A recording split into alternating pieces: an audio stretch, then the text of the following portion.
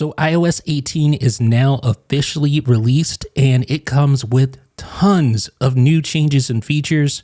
In this video, we're going to consider 100 new changes and features for iOS 18, and I walk through them step by step, showing you why it's practical, why it's valuable. And folks, you don't want to miss this. Thanks for watching 9 to 5 Mac. Be sure to thumbs up, click the subscribe button, and then enable notifications with the bell icon so you won't miss any upcoming videos. So the customization that comes to the home screen in iOS 18 is perhaps one of the biggest new changes and features in this huge release. Now, first and foremost, we're going to have some new wallpaper. And I always like to highlight this because, it's just kind of fun. You get these new wallpapers here. These are the iOS 18 official wallpapers. There are light and dark versions of each. You have purple, azure, pink, and yellow. And you also get a dynamic iOS 18 wallpaper based on those four colors that we just discussed.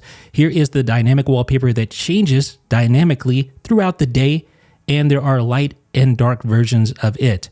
So if you just want to set one wallpaper and forget it, the dynamic one is a solid choice for new iOS 18 setups. Now, here's the biggie right here, flexible app placement. So in the previous 17 versions of iOS, whenever you moved an app icon like this and you try to put it somewhere away from the other app icons, you couldn't do it. It would automatically magnetically attach itself. But now, as you see there in iOS 18, you can move apps anywhere on the grid, just like that. And that is a huge change to the way iOS has worked for the last 18 years. And it's like, finally, right? I know Android users are going to give me a hard time saying, we've had this for years. And it's true. I don't know what took Apple so long to do this, but they finally did it. And it is nice to have. Same thing goes for widgets. You can place widgets anywhere on the grid as well. Previously, you could only do that on iPadOS, but now here on iOS, you can place those widgets anywhere. So that goes and complements the ability to move the app icons anywhere on the grid as well. But that is not it, folks. You can now use drag handles to resize widgets when you're in edit mode. The little drag handle on the bottom right-hand corner, you simply drag it like that. Now, this particular widget only has two different versions, the small and the medium for this world clock. But if you had another type of widget like this one right here, the podcast widget, you'll also be able to convert that to a large version, as you'll see right here. So again, this is really cool because it's going to save you time. You don't have to go into the widget gallery to drag another version of the same widget just because you wanted to resize it. But you can also resize widgets via a long press, just like this. So you long press on the widget and you'll see these resize options. But this one has a little trick up its sleeve. I'm going to show you this in a second. And the reason why you may prefer this method is because of what I'm going to show you right here. So you can resize the three different styles of widgets, right? But look at what you're able to do here. Long press, and that last one right here, you convert that widget to an app icon. So you couldn't do that using the drag handle, but you can do it with the long press. And yes, indeed, you can go from an icon to a widget, even a large one like that. What do you guys think? I think it's a pretty cool feature, but the customization doesn't stop there. So let's go into edit mode, tap edit in the upper left-hand corner, and then tap the new customize option. That brings you this right here, the ability to customize your home screen even further. So you can actually switch over, yes, to dark icons just like that. And you can see all the icons, all the stock icons change to their dark versions. Even the widgets do as well. Now, some third-party apps, Instagram, Robinhood, they're a little behind. But other third-party apps play nice, like Target, Slack, Notion, WhatsApp. Those all look great. But not every app is going to have a dark version right out of the box, so just keep that in mind. Now, you can also switch over to automatic mode, and that's going to switch between light and dark mode based on the time of day. So if you prefer to just automate it, that's the option for you. Now, there's also wallpaper tint. So here we are with our light icons. Here's our dark icons. Notice that little tint button changes. You can tap that and manually switch the tint. So I'm going to switch to light icons, and I'm going to tap the tint button. That switches to the dark background tint. And if I have dark icons, I can switch to the light background tint if I want to do that. I actually like that combination. I think it looks pretty good. But that's not all. You also have tinted app icons and widgets. So if you go back to customize, you're going to see that last option there on the right, tinted. This is going to be a little controversial. I was very against this at first. When I first saw it, I thought it looked really just, for lack of a better term, Androidish. I don't mean that in a negative way. It's just like, that's not something that iPhone users, or not even Androidish. I feel like it's more jailbreakish. And like I said, I don't mean that as a dig at Android at all. But I feel like this is like giving me Winterboard vibes from the jailbreak scene back in the day. But you can customize the tint as you see there. And what's really cool though, is the ability to sample colors from your wallpaper using the eyedropper tool. And like I said, I think this is actually growing on me, especially with some of those wild colors like the pink color iPhone 16. I think it'll look good with those pink tinted icons. But it doesn't stop there. You see small, large, you can switch over to large icons now. And not only are the icons larger, but the widgets are larger as well. And did you notice something? The text for the app icons is gone. So if you want a clean look, this is the way to achieve that. And it looks good in dark mode. I just wish you could hide the app icon names in small mode as well. And we're still talking about customization because you can now lock apps. So these apps will require Face ID or your passcode to open or show contents in other apps. And app content will not appear in notification previews or Spotlight either. So I just locked the app. You saw Face ID authenticate. So I'm going to open up App Store. I'm not looking at my phone now, and it's going to ask me to verify. Let's try Face ID again while I look at it. And now you can see it does verify I was able to authenticate. So I'm able to open up the App Store just like that. So great way to lock down your phone even further, in addition to the passcode to unlock the phone initially. So here we go. Try Face ID again. And you can see even when you open up the app switcher, it's going to mask out that app. So you're not able to see the contents there. So some apps though do not allow you to lock. So you can't lock maps. You can't lock things like settings. There's other apps that you're not able to lock either. So just keep that in mind. But if the app is something you downloaded from the App Store, you can actually lock and hide the app as well. So now you can see require Face ID or hide and require Face ID. Again, these are App Store apps like the Apple Store. So when you select hide, you'll see this little pop-up here. It's going to say this app will no longer be visible. It's obscured, no notification calls or alerts. So we hide it. It disappears from the home screen. Where is it? Oh, it's over in the app library in the little hidden section there. And to reveal that, all you do is tap on hidden and then authenticate with Face ID.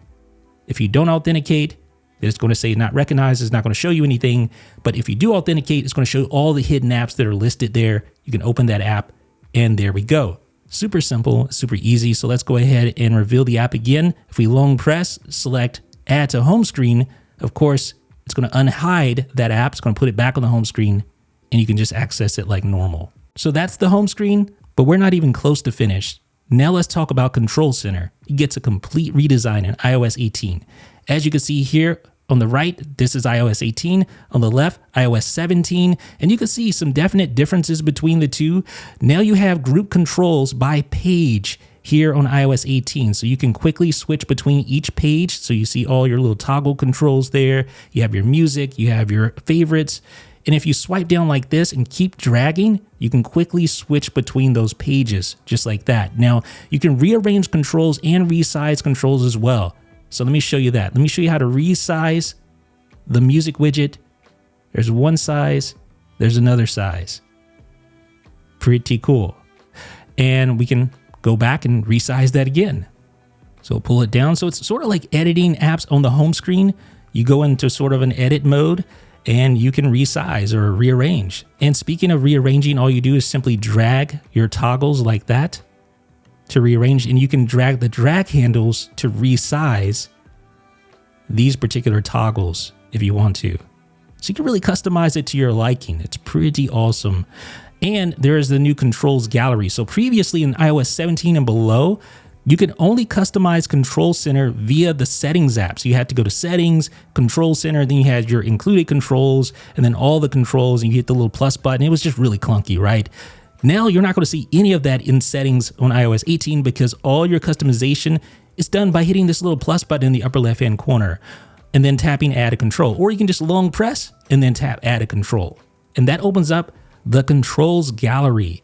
So here you can search through all the various controls, finding the exact control you want. There's many more controls here than you had on the old control center. So just keep that in mind. There's lots of stuff here to customize it to your liking. You can also add a control center page. Just go ahead and go into edit mode, tap that last page, and there is your page to add whatever controls you want to add there. You can customize it to your liking. So we have our toggles there, our connectivity toggles, and I think there's only 2 sizes there. Let me show you how to delete a control. Just tap the little minus sign in the upper left hand corner, and let's find something else to add here. So many different options. There's accessibility stuff down there. There's eye tracking. We'll talk about that in our hidden features video, and that'll be airing soon. So be sure to subscribe to 9to5Mac if you want to see that. There's also lock screen controls. So we can go in to customize the lock screen, and now you'll see these little minus signs next to each control. So yes, you can delete these lock screen mainstays, the camera shortcut, the flashlight shortcut. These things have been on the lock screen forever. Now you can delete them and customize them with your own control. So I have dark mode there. I'm going to remove flashlight now. Let's see, what should we put there? Let's put the stopwatch there. How about that? All right, so now we have stopwatch and we have dark mode, and I can just long press on dark mode to switch between light and dark. And then I can simply long press on the stopwatch to load up the stopwatch. Now, if you remove the camera shortcut, don't worry, you can just simply swipe over like that to reveal the camera on the lock screen. No big deal, right? And there's also the ability to assign controls to the action button. This is a new feature for those of you with action button equipped phones like the iPhone 15 Pro and iPhone 16 series. So we're going to go in here and customize the action button. Let's make the calculator open up when you press the action button. So you're going to press and hold like that, and calculator launches just like that. You can also add shortcuts to that as well. I'll show you that in another video. And there's also dynamic flashlight. So this is really cool on the iPhone 16 or any iPhone with the, what do they call that thing? The dynamic island, right? So you can swipe up like that to change the intensity, but you can also alter the beam angle by swiping to the left and right like that. Pretty awesome feature. So folks, do you ever have like your parents or grandparents ask you for help with their iPhone or iPad? Well, you're going to love this feature, and you can now ask the person on the other end to share their screen, right? So ask to share screen right in Messages, just like that. It's going to start a FaceTime audio call. Once that is connected, it's going to automatically via SharePlay allow you to request to share the screen, and then the person can either accept or decline that. So here I accept it. And in a second, you're going to see the screen. There we go. So the left side here, this is the screen. And I can move that around just like that. I can make it smaller, make it bigger.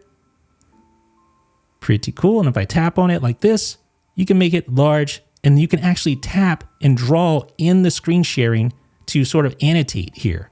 So you can draw to highlight to help the person on the other end of the call. Say it's your mom or dad, and you say, hey, you need to click this icon here. Go to settings. You can circle it so they can actually see what you're talking about and make it real easy for them. And it's cool that you're willing to help your folks out with their phones, their iPads. I'm sure they appreciate that a lot. And this is going to make it easier on you so you can help them, show them exactly what they need to do. But you can take it a step further.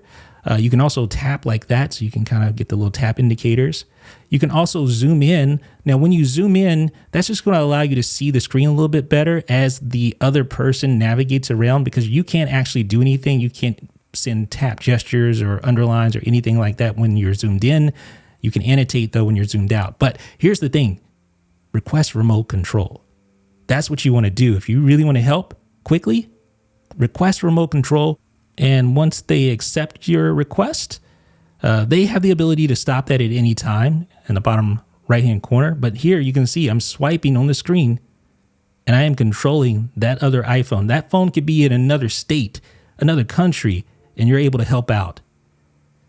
So you can see Jeff is controlling on the iPhone on the right. You can see a little message there. You see I am controlling. And then when the person on the other end wants to take control, they can easily take over. And it's important to realize that the owner of the phone can always take over control. And when the owner is actually moving and controlling the phone, the person that's helping is not able to have control. So the person that owns the phone always has precedence. They can always take over. And of course, they can always stop that SharePlay session. Now, you can also SharePlay on more devices when it comes to music. So music playing on a Bluetooth speaker, HomePod, Apple TV. Others are going to be able to go in and request SharePlay connectivity and actually be able to control that music that's playing on a HomePod or an Apple TV or a Bluetooth speaker. So you just tap connect. It's going to connect with Studio. Studio is my Apple TV / HomePod setup. So there we are. So now I can control the music. I can skip to the next song. I can play pause. I can change the volume. I can add more songs to the queue. So here I'm going to skip. So you see it skip the song. Changing the volume. I can even reorder the up next queue just like that. Start playing. And this is a pretty awesome feature. I'm definitely going to be using that a lot. So I wanted to talk briefly about channel memberships. So just for a couple of bucks a month, you can be a 9to5Mac channel member. You get exclusive wallpaper, badges, comment privileges, other perks. Be sure to check out the membership page on 9to5Mac's YouTube channel. We appreciate it. But if you don't want to do that, the other way you can support us is to simply subscribe to the channel. That is also very much appreciated.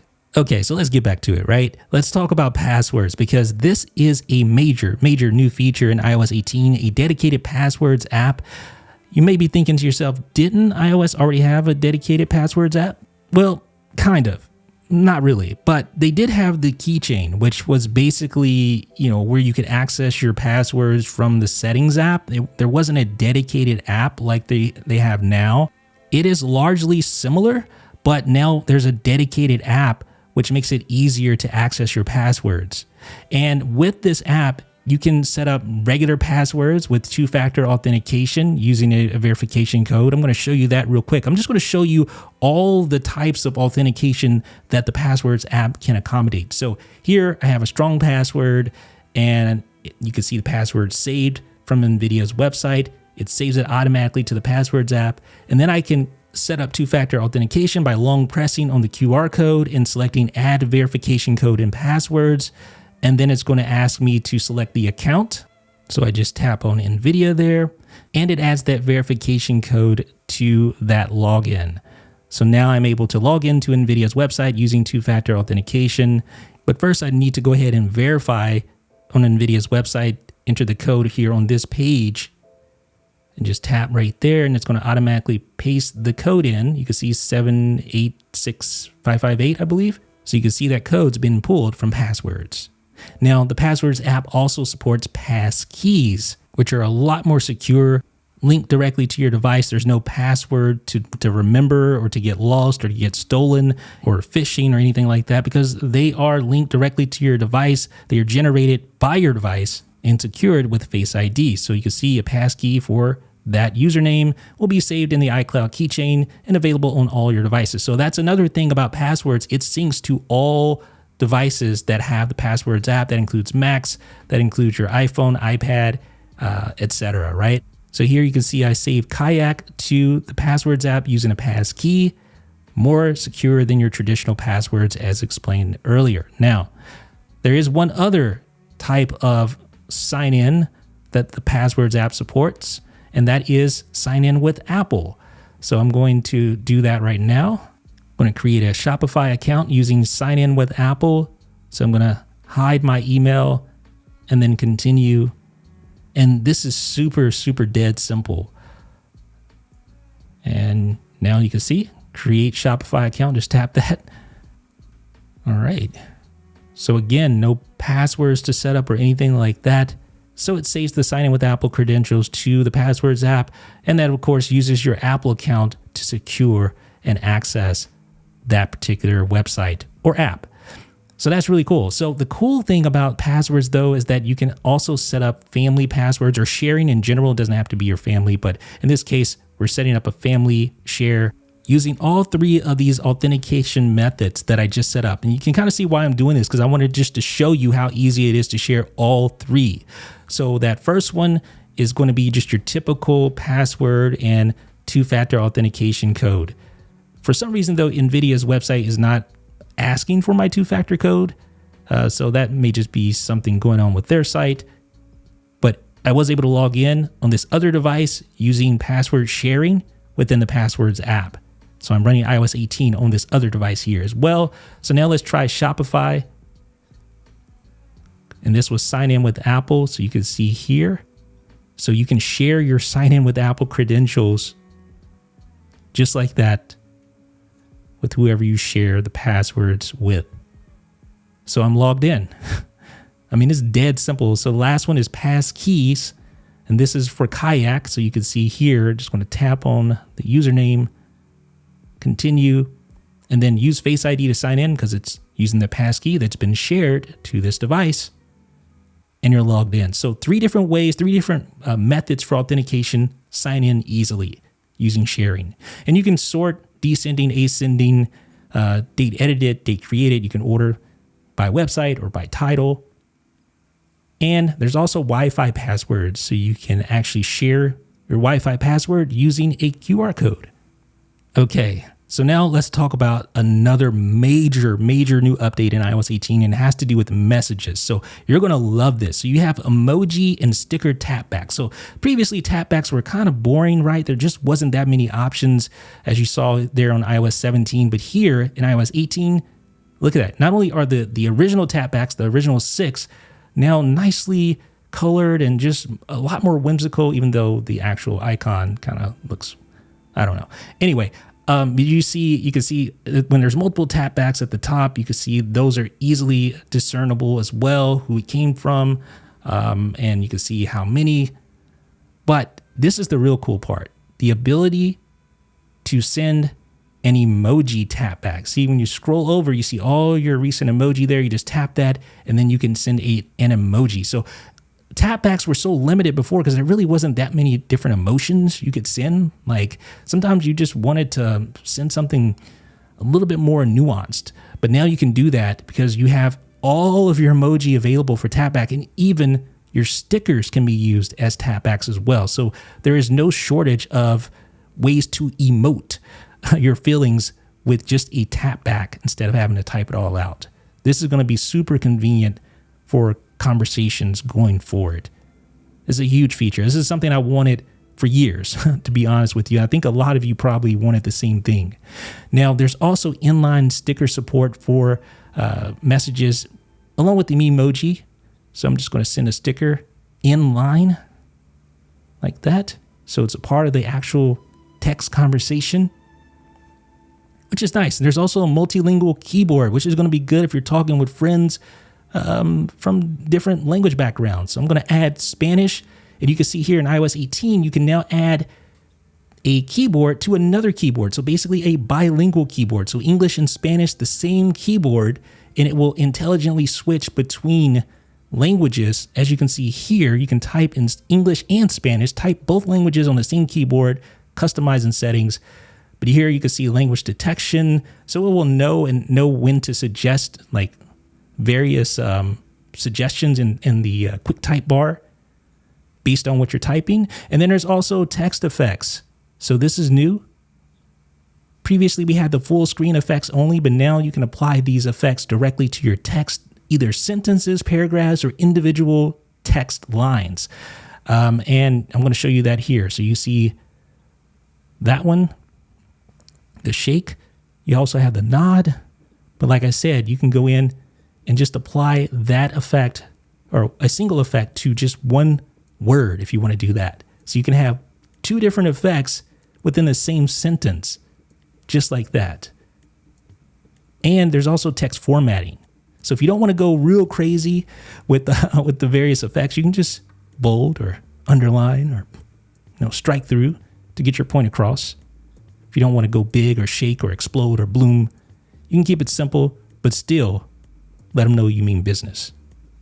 And there's this one right here, folks. This one right here. This is something I have wanted for so long. And I'm going to go out on a limb and I'm going to guess you want this as well. The ability to send later, to schedule messages. Yes, you can schedule your messages to be sent later up to 2 weeks in advance. So here, just for testing, I'm just going to go a minute ahead. So once you select the time, you start sending your messages like that, and you can see, you can change up the time if you want to, but you see the messages that haven't been sent are in that light color with the little dash around them. And as you start typing a current message that's being sent immediately, that appears on top of the send later messages, right? Because it's in chronological order. You can go in and edit the send later messages. So you can send now or edit or delete. And what's cool is that this will actually send even if your phone is dead, because it sends to Apple servers. It's ended and encrypted, so you don't have to worry about anything like that. But it's rests on Apple servers, and then it will be sent to the recipient even if your phone's dead. That's a killer feature. So you can see those two did send with send later. Still have one remaining, and you can see the little time. See that little clock? That means that there's a send later waiting. Now it's gone because that send later sent. Try saying that 10 times fast. So RCS support, which RCS stands for Rich Communication Services, is sort of the successor to SMS. And Google has been trying to get Apple to adopt RCS for years. They finally did with iOS 18. And I'm happy because it means communication with Android devices is going to be so much better. You have read receipts, you have typing indicators, higher quality media, etc. It's a good thing, trust me. And messages via satellite. This is another thing. So previously Apple had the satellite for SOS or for like emergencies, but now they're rolling this out so you can actually, if you're just off the grid, maybe you're just going on a hike and you want to, check in with somebody or send somebody a iMessage or an emoji, you can do that now via satellite. And this isn't for emergency situations. This is just if you happen to be off the grid. Here, I'm showing you an example of me sending a message via satellite, just like this. And I just sent that message with no cellular connectivity or Wi-Fi. Cool. So the Notes app gets audio recording. So with Notes in iOS 18, you can now record audio within a note. And it works pretty well, as you can see right here. You can pause and resume, and there's even live transcriptions. So let's check out that live transcription feature. So now you see the live transcription right here. As I talk, it is transcribing the text just like that. So the cool thing about the live transcription is that you can actually tap on the words of the transcription and play back exactly at the spot that you tapped at. I mean, just listen. So within a note, transcription. See what I'm saying? So you can tap and it goes right to that spot, just like in a podcast app, for instance. It's a really awesome feature. Well, as you can see right here. So what do you guys think about that? Now, there's also math in Notes. So you can do equations right there within the Notes app. So 5 plus 5 is 10. You can even use variables. So cat equals 10, dog equals 5, cat plus dog equals 15. And it automatically gives you the answer, which is nice. There's also the ability to access math notes created within Calculator, which we'll talk about a little bit later. But math notes in Calculator is really cool. But again, same principle. So I'm going to just create a variable, couple variables, and let's say Jeff minus Bob. Where's the minus sign at? There we go. Minus Bob equals 7. Okay, so now you're going to be able to access that note within the math notes folder. It's a smart folder, so just open that up and there you go. So you'll be able to access all your equations. And there's also, this is so big, collapsible sections. So if you're like having an outline within the Notes app and you find it a little unwieldy, well, no more, because you're going to be able to collapse those sections. I have a hard time hitting these little disclosure triangles. So annoying. But yeah, so you can quickly collapse those two, but you can do more than that now. You can also highlight in the Notes app for the first time. So we're just going to select this heading and tap our little highlight and select Mint. And then for recording, we're going to select that heading, tap our highlight and select orange. So there you go. That's the Notes app, folks. in iOS 18. Let's go ahead and try to, I can't do that. So calendar and reminders, you get a new refresh look. This is huge. Calendars was basically largely worthless, in my opinion, back before this update. You see some of the refresh with the fonts, and you have the large date, or the large month, which is really nice. Updated fonts and just typography overall looks much nicer in iOS 18.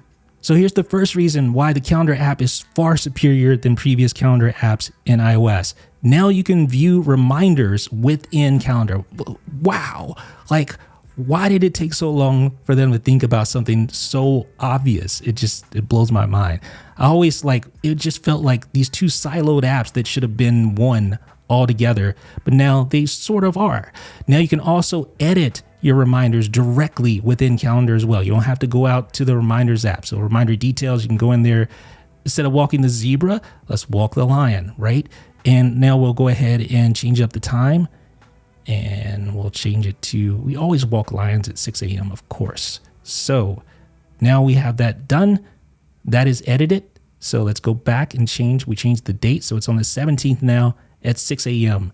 There we go. But you can also complete reminders, of course, in calendar. You simply tap the little completion circle thing like that, and it completes that reminder. You can see it's completed. And actually, let's go ahead and show in reminders. You can see it in the completed list now. Walk the lion. I need a haircut though. Yeah, that's outdated. Yeah, I really do. But if you could view reminders, you could edit reminders. You should be able to create reminders too, right? Well, now you can. There's no longer just an event tab. There's now a reminders tab. You can create reminders directly within calendar without opening up the reminders app. Just an amazing feature. I love this. This is so cool. And I'm not being facetious. I'm serious. This is such a cool thing. I want to use calendar so much more. So I had the reminder I just created, and it's actually a recurring reminder. So I need to buy a cup of coffee every single Tuesday. Yeah. And there's an updated month view. So this right here, I mean, the reminders thing was great, but this right here is the reason why I hated the calendar app up until now, because previously you really couldn't see what was going on. So here it is, iOS 17. All you have is like a single dot, just a dot on the month view. That's it. There's no context. It doesn't tell you what calendar it is. It doesn't tell you if you have multiple events within the same day. They fixed that in iOS 18. So now you have the different color dots. You have different views. So you have a stacked view. So you can view multiple items within the month view, which is so cool, because previously you couldn't do that. And it was just largely, it just made no sense to me. So a lot of my friends use Google Calendar because it never made sense. But now there's no need. We can use this because it's great. Give the Apple Calendar team a raise, please, because they really showed out with this version. And you can see you can pinch in and pinch out to switch between views. You don't even have to hit that little button at the top. You can pinch in and pinch out to view your events and reminders in much more detail. You gain context. You know what's going on with just a glance. And I'm very thankful they did this. Now, reminders also gets calendar integration. It wouldn't be fair if calendar got reminders and reminders didn't get calendar. So now in the reminders app, you can actually create or add items to your calendar directly from reminders, as you see here. So I just added bake cake right there from reminders, and it shows up in calendar. And you have recently deleted reminders as well, which you didn't have previously. So recently deleted, there you go. Feed the cat and dog, feed the jaguar. Lots and lots of exotic animals over in these parts. There's also Subtask and Reminders smart lists. So if you have a smart list, you used to not be able to view Subtask within that smart list, but now I'm going to create a couple of subtasks, and then you're going to be able to see both of those subtasks within the smart list. So it just makes it that much more easy to get around and get things done within reminders in iOS 18. Very nice new feature. Now, let's talk about something that is quite controversial. Photos and camera. Mainly photos though, but photos is so different than it was previously. So here it is on iOS 18 right here. On iOS 17, you had tabs. So you had like library, for you, albums, search. Now there are no tabs. The tabs are gone here in iOS 18. They don't exist. Everything is basically just on one page now. So some people are going to like that. Some people are not going to like that. I'm still trying to get used to it, but you have things like pin collections now.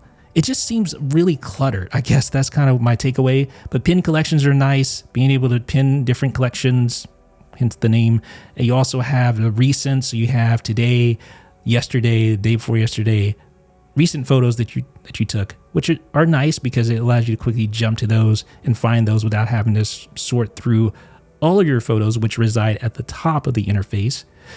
There's some other things included here. There's hide screenshots and share with you. So this was a feature that I really appreciated because screenshots are my life.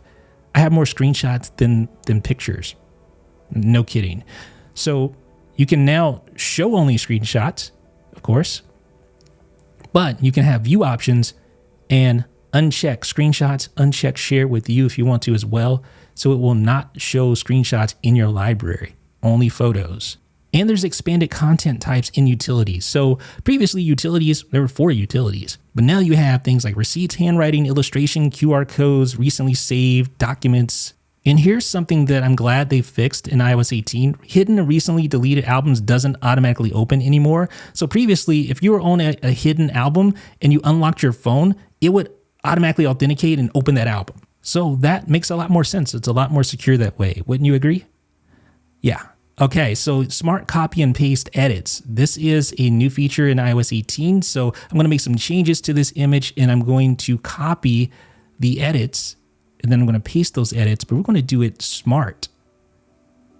So I'm going to go to the copy edits and now you see copy edits there. You get all these little toggles so you can choose which edits you want to copy.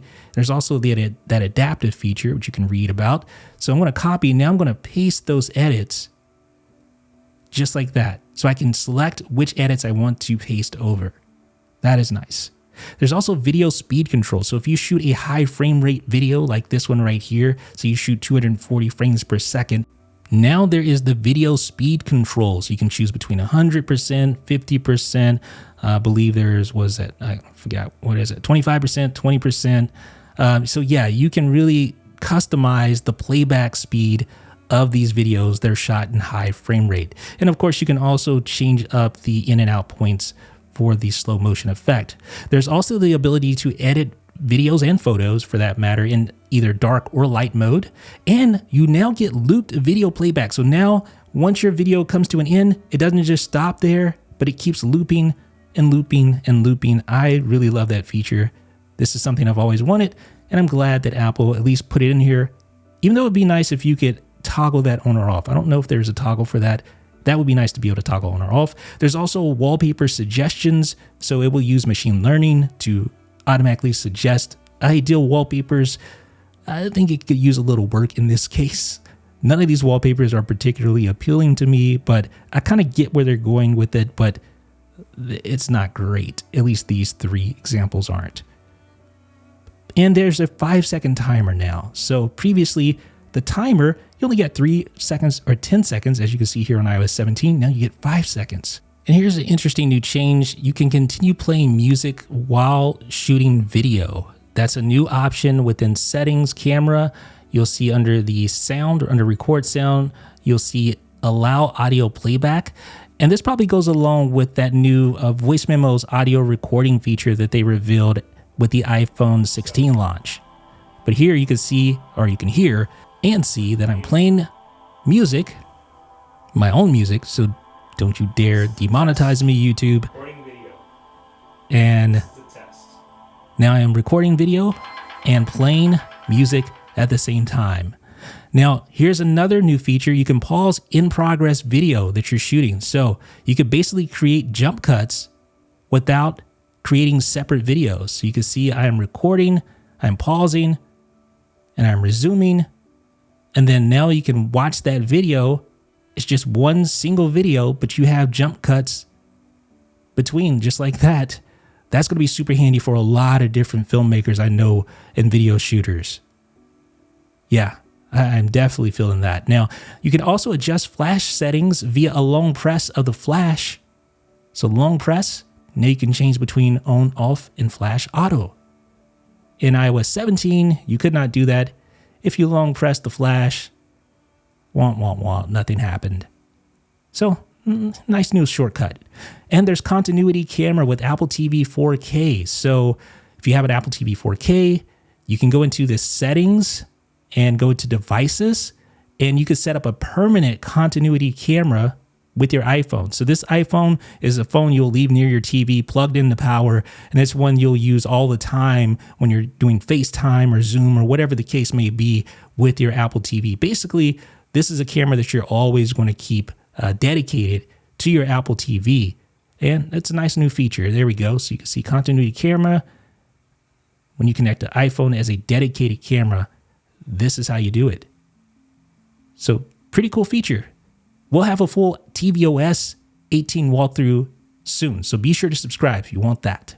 Now the Journal app gets tons of new updates in iOS 18.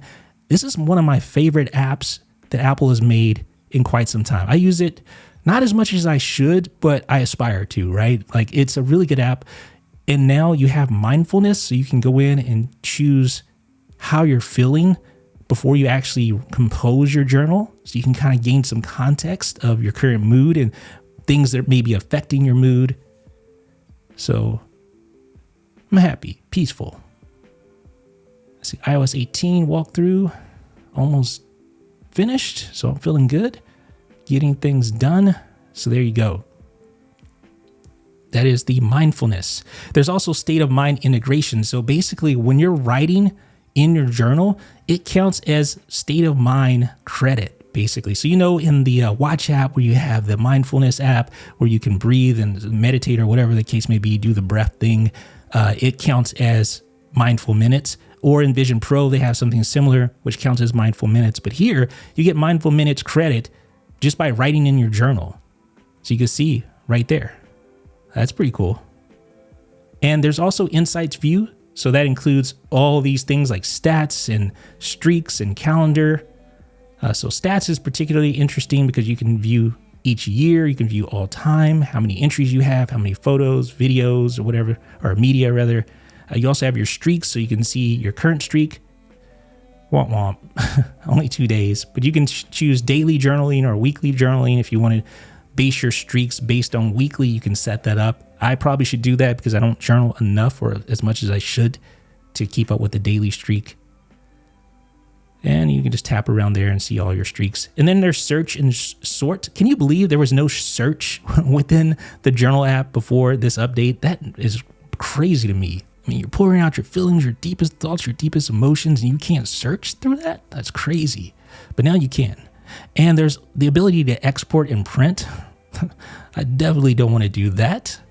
But for some, you may want to frame that journal entry that really changed your life. There's also widgets.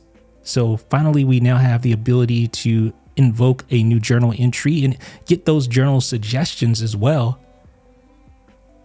Just by refreshing like that and composing your new entry, and it put your little suggestion right in there to write about. And there's also quick action, so you can long press on the app icon, you record audio, add photos, view suggestions, and new entry. That is a nice addition. And you also get audio transcription within Journal. A lot of apps get audio transcription in iOS 18. So I'm talking there, take my word for it. And then you can go in there and you can see you have your transcription. Just like in the Notes app, you can tap, it'll jump directly to that spot. And then you have more formatting options. So previously, the only thing you had was bold, italic, underline, and strike through. But now here, you actually get a dedicated format button. So you have the things that we had before, but we also have the ability to change the color for your font and also block quotes and generate lists, things like that. And then finally, we have shortcuts. So let's talk shortcuts now. Because there are 3 shortcuts for Journal. You can create audio entry, you can create a message with title, and there's all sorts of little variables and stuff you can go in there and customize. You can come up with some pretty cool things, no doubt, with these shortcuts. And then we have Calculator. This is the last app we're going to talk about today. Math Notes, we kind of showed you this earlier, but if you tap the little calculator in the bottom left-hand corner, you see Math Notes, just tap on that. And there you can compose notes either via written or via, well, I guess drawing with a stylus. If you have an iPad, or with your hand if you have an iPhone. It's obviously going to be better with the iPad with the Apple Pencil, but you can also type in your various equations like that, like I showed you earlier. And then of course there's support for variables. So x equals 6, x times 9 equals 54. Cool, right? And there's also adjust numbers. So this is really cool. So if you're writing an equation, you could tap on that one of the numbers and adjust the numbers like that, and it automatically updates the result, which is pretty awesome, especially if you have some complex equations. I can see how that could be super handy. Why didn't I have that in school? Huh. And there's also graphing. So you can write out an equation and get a graphical representation of that. Just insert graph, and it'll actually draw your graph just like that. Pretty awesome. And you can also have notes integration like I showed you earlier. So Math Notes, you see your graph in there that we just created. And math results also can appear in other apps like in Messages. So 5 plus 5 equals 10. There we go. And this is really cool. Editable expressions. This is something that we did not have in previous versions of the calculator, but now you can actually edit an expression before you submit it. So you can go back and say, hey, I didn't mean to put 6, I meant to put 3. You couldn't do that on previous versions of iOS, but now you have that ability here in iOS 18. And there's also history, which just builds on that, makes it even better. So now you tap the little history button in the upper left-hand corner. You can view all your history. It's sort of like a little ticker tape, and then just go ahead and insert that expression right there. And you have unit conversions. Man, iOS 18 is awesome, man.